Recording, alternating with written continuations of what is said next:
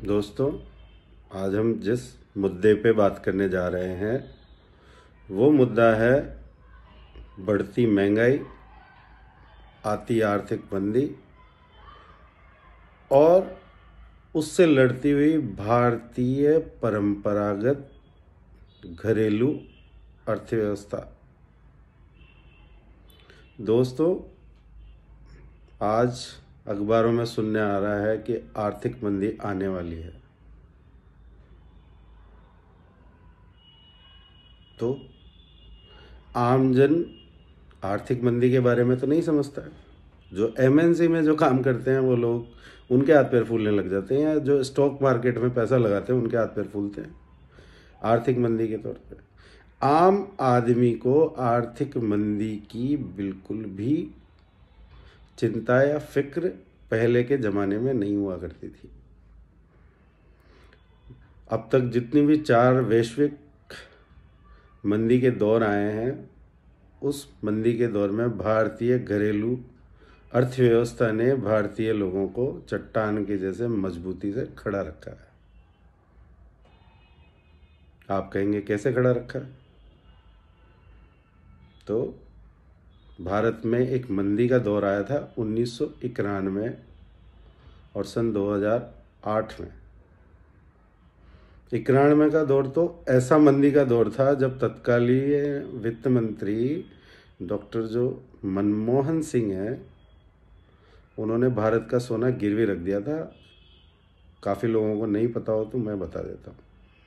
और मजबूरी में भारतीय बाजारों को आर्थिक उदारीकरण के लिए खोलना पड़ा था, संधियाँ करनी पड़ी थी, ताकि भारत का जो फॉरेन रिजर्व है वो बढ़ सके।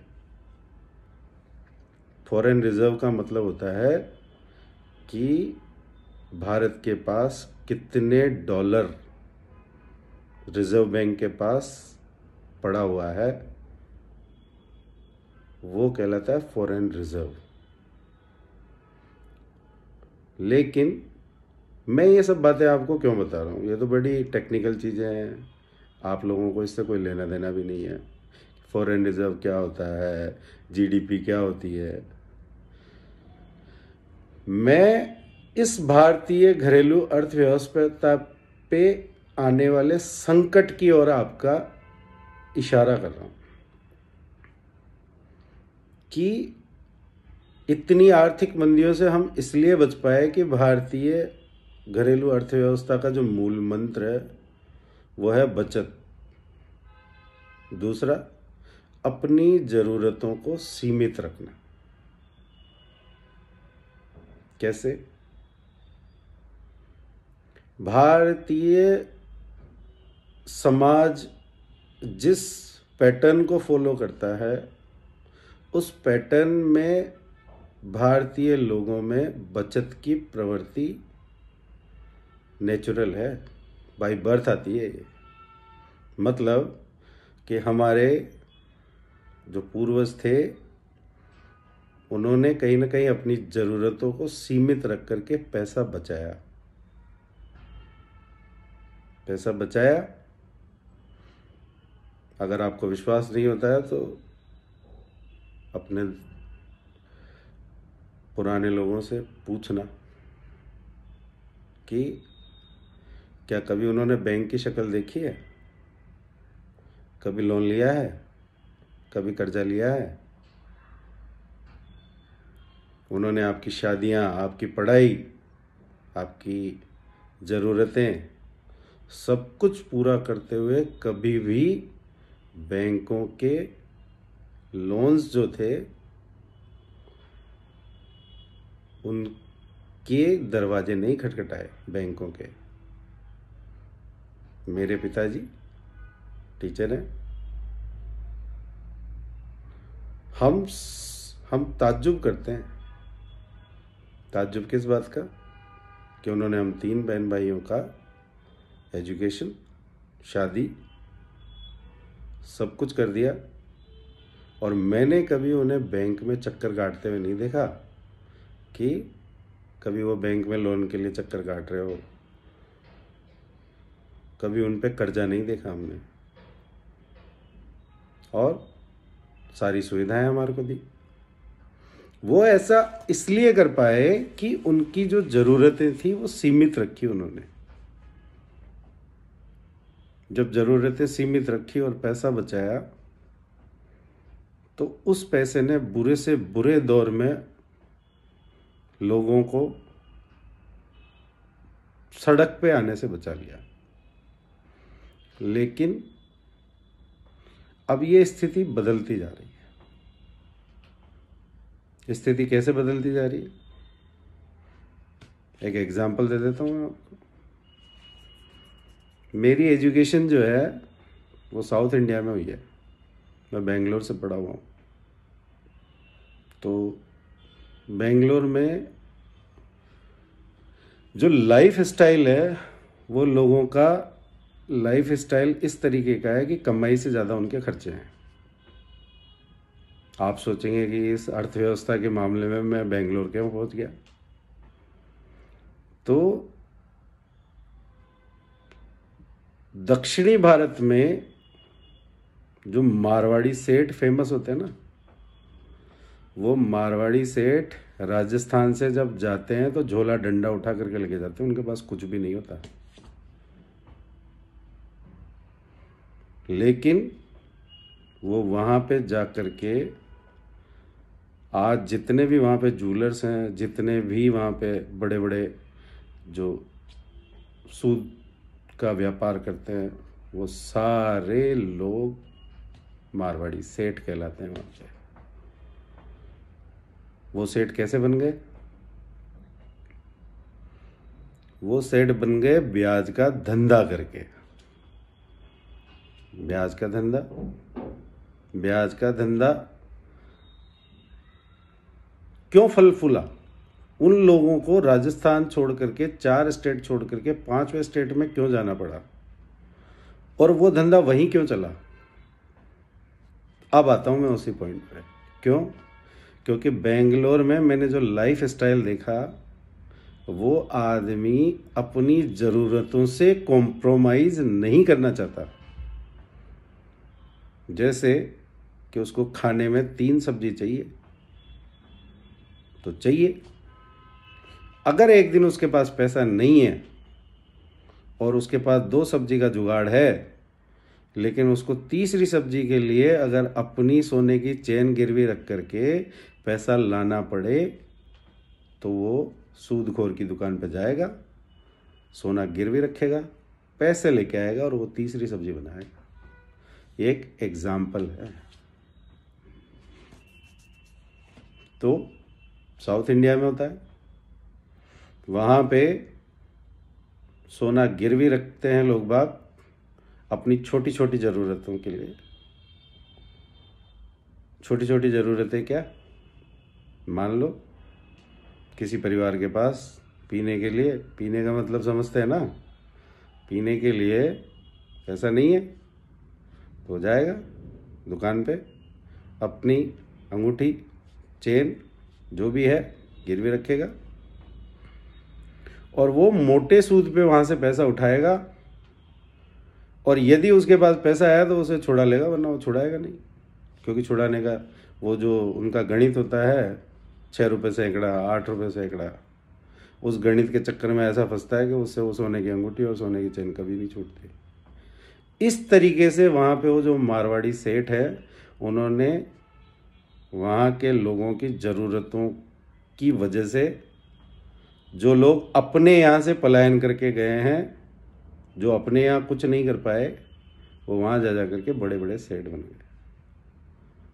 ऐसे ही सेठ आजकल बैंक है। आज हमारे यूथ को, हमारे आने वाली पीढ़ी को छोटी से छोटी ज़रूरत के लिए आज बैंक जो है लोन दे रहा है। समझने में नहीं आता है लोगों को। बैंक कहेगा जी हम आपसे इंटरेस्ट रेट जो 0 रखेंगे, और आपको अगर टीवी चाहिए तो लोन ले लो, मोबाइल चाहिए तो लोन ले लो, कपड़े चाहिए तो लोन ले लो। तो लोन तो वो लोग 0 रेट ऑफ इंटरेस्ट पर दे रहे हैं। उनका प्रमोशन तो जीरो रेट ऑफ इंटरेस्ट का ही है। हाँ, वो जीरो इंटरेस्ट रेट पे या नो कॉस्ट ईएमआई पे आपको जो लोन दे रहे हैं ना, वो अफीम चटा रहे हैं आपको। अफीम चटाने का मतलब समझते हैं? जब अफीम शुरुआत में खाने लगता है ना आदमी, तो थोड़ी थोड़ी अफीम ऐसे ले यार, थोड़ी थोड़ी ले ले। अरे पैसे की क्या ज़रूरत है, क्योंकि उसको पता है कि जो अभी मैं फ्री की अफीम चटा रहा हूँ ना, ये इस आदमी को हैबिचुअल कर देगी, और ये आदमी बाद में जाकर के सब कुछ बेच के भी अफीम खरीदेगा मेरे से। ये स्थिति भारतीय युवाओं के साथ हो रही है, जिनकी इनकम 10 या 20 हज़ार रुपये महीना की नहीं है। उनके पास आज आप देखिए 3 लाख की बुलेट लेके घूमेंगे, 1.25 लाख का एप्पल का मोबाइल होगा। आप पूछिए कहाँ से आया? अरे यार, ईएमआई पे लिया हुआ है। अरे तेरी इनकम ही 20 हज़ार रुपये की नहीं है, और तू जो है लोन पे जाकर के ये सब चीज़ें ले रहा है, तो तेरी बचत कहाँ से होगी? बचत वही ना जिसके बारे में मैंने कहा था, इस बचत ने ही भारतीय अर्थव्यवस्था को बचा करके रखा हुआ था। हमारी माताएं बहनें जो कि इस बचत का बैंक हुआ करती थी। पति जब बैंक नहीं होते थे तो पहली तारीख को जब तनख्वाह आती थी तो माताओं बहनों के हाथ में दिया करते थे, और माताएं बहनें बड़े स्मार्टली उस पैसे को इस तरीके से बचा लेती थी कि उनको पतियों को एहसास भी नहीं होता था, और वो पैसा जो है माताएं बहनें बचा करके रखती थी। इसे पिगी बैंक बोलते हैं। जैसे बच्चों का जो गुल्लक होता है ना, गुल्लक वेब सीरीज की बात नहीं कर रहा हूँ मैं, सोने ली वाली, मैं बात कर रहा हूँ बच्चों के लिए हम गुल्लक रखते हैं ना, जिसमें 1-1 2-2 रुपये डाल देते हैं। फिर बच्चों को एक दिन कहते हैं कि चलो जी गुल्लक भर गया, खोलते हैं इसको। फिर बच्चों के 100 200 1000 2000 रुपये निकलते हैं, बच्चे बड़े खुश होते हैं। यही गुल्लक का काम हमारी माताएं बहनें करती थी। लेकिन मोदी जी, आपने क्या किया? 2017 में नोटबंदी लेके आए, और आपने उस गुल्लक सिस्टम को तबाह कर दिया। आपने उन माताओं बहनों का सारा पैसा जो वो बचा करके रखती थी, वो सारा पैसा उनको मजबूरी में ला करके अपने परिवार के सामने ला करके रख देना पड़ा। लोग पहले अपने पैसे को बैंकों में सेव करके रखते थे, क्योंकि उन्हें एफडी पे अच्छा रिटर्न आता था, आरडी पे अच्छा रिटर्न आता था। पहले 5 साल में 7 साल में एफडी में पैसा डबल हो जाया करता था। लेकिन अब सरकार ने क्या कर दिया? सरकार ने आपकी जो सेविंग स्कीम्स थी उन पे रेट ऑफ इंटरेस्ट को बिल्कुल कम कर दिया, तो आपको उसमें फ़ायदा नहीं है। मैंने कई लोग ऐसे देखे हैं जिनके सेविंग अकाउंट में लाखों रुपए पड़े हुए हैं, लेकिन अब उनका कलेजा दुख दुख करता है। क्यों?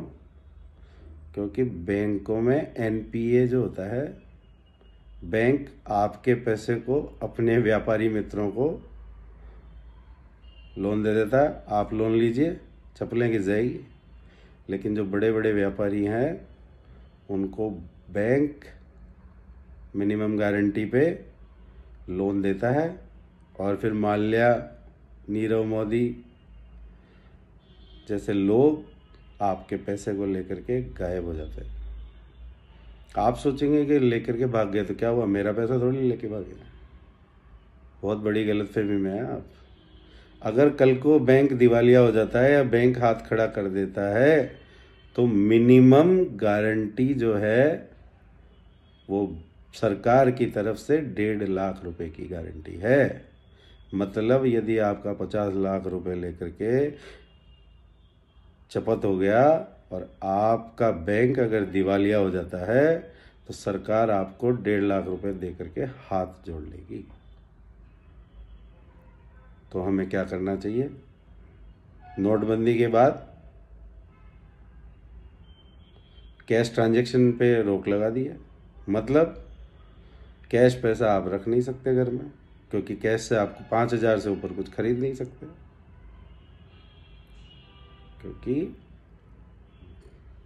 मोदी सरकार ने कैशलेस ट्रांसफ़र स्कीम को एनकरेज करना शुरू कर दिया है। तो हम लोगों को जो इन्वेस्टमेंट जो है, जो बचत हम किस तरीके से करें, हमारा 1 रुपया है, हम उसको कैसे लगाएं कि हमारी अर्थव्यवस्था बची रहे और जब हमें ज़रूरत हो तो हम लोगों को वो पैसा ज़रूरत के समय में सही रिटर्न भी दे पाए। कुछ लोग पूरा पैसा रियल एस्टेट में लगा देंगे। रियल एस्टेट में लगा हुआ पैसा रिटर्न देता है, लेकिन लॉन्ग टर्म पे। जब आपको ज़रूरत होगी और आप बेचने जाओगे और अगले आदमी को पता चल जाएगा कि ये तो मजबूरी का मारा है, तो रियल एस्टेट में एक टर्म होती है मरे का माल। मरे का माल का मतलब होता है कि भैया ये मजबूरी में है, इसको बेचना ही पड़ेगा, इसके गले पे आई हुई है, तो इसको जितना दबा सको दबा लो, और आप एक्सपेक्टेड रिटर्न नहीं ले पाएंगे। तो क्या? तो लोग बागों के पास दूसरा ऑप्शन है गोल्ड का। तो क्या मोदी जी ने यहाँ भी कर दिया कि एक आदमी मैक्सिमम 250 ग्राम से ज़्यादा गोल्ड नहीं रख सकता, वरना कभी इनकम टैक्स का छापा पड़ गया तो आपको लेने के देने पड़ जाएंगे। तो गोल्ड भी ज़्यादा नहीं रख सकते। और गोल्ड का इन्वेस्टमेंट जो है वो रिटर्न तो अच्छा देता है, लेकिन गोल्ड में जो मेकिंग चार्जेज है उसके नाम पे आपको ज्वेलर्स लूटता है। मेकिंग चार्ज मैक्सिमम 25% तक लेते हैं। बड़े ज्वेलर हो सकता है कि आपसे थोड़ा सा दे दें तो ज़्यादा सोना भी नहीं खरीद सकते। तो हम लोगों को जो है, हम लोगों को बैलेंस इन्वेस्टमेंट करना आज की बहुत बड़ी ज़रूरत है। बैलेंस इन्वेस्टमेंट क्या होता है कि हमें कुछ पैसा लिक्विड रखना चाहिए, मतलब कैश रखना चाहिए। कुछ लेंडिंग इन्वेस्टमेंट का मतलब होता है ओनरशिप। ओनरशिप मतलब किसी कंपनी का स्टॉक खरीद लो, रियल एस्टेट में लगा दो,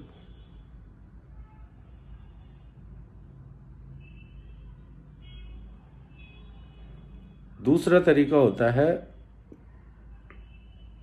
इन्वेस्टमेंट। आजकल मार्केट में अलग अलग टाइप के आते हैं, जैसे बॉन्ड आते हैं। कुछ पैसा आप इन्वेस्टमेंट के नाम पे, जैसे SIP, हर महीने अगर आप थोड़ा थोड़ा पैसा SIP में डालते हैं तो ये आपको लॉन्ग टर्म में बहुत अच्छा रिटर्न देती है।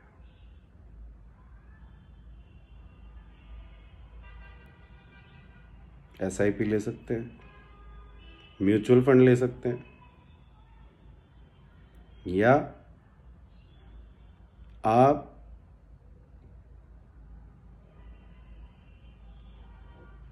उस पैसे को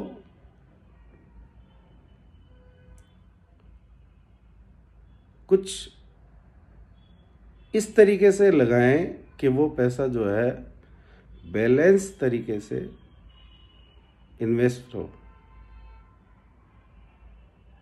अगर आप भारतीय अर्थव्यवस्था, जो कि घरेलू अर्थव्यवस्था थी, उसके मर्म को समझ गए, अपनी खर्चे की ज़रूरतों को सीमित कर लिया, अपनी ज़रूरतों को समझा और खर्चों को सीमित कर लिया और पैसा बचाने लग गए हर महीने, तो आपको बड़ी से बड़ी मंदी भी हरा नहीं सकती। जैसा कि भारत को लोग सोने की चिड़िया बोलते थे, 1000 सालों तक गुलाम रहा, देश गुलाम रहा, लेकिन लोग गरीब नहीं हुए। भारत के लोगों के पास तब भी पैसा था, भारत के लोगों के पास अब भी पैसा है, और आने वाली पीढ़ी यदि समझदार निकली तो कितनी आर्थिक मंदियां आ जाओ, भारत कभी भी सड़क पे नहीं आएगा। धन्यवाद।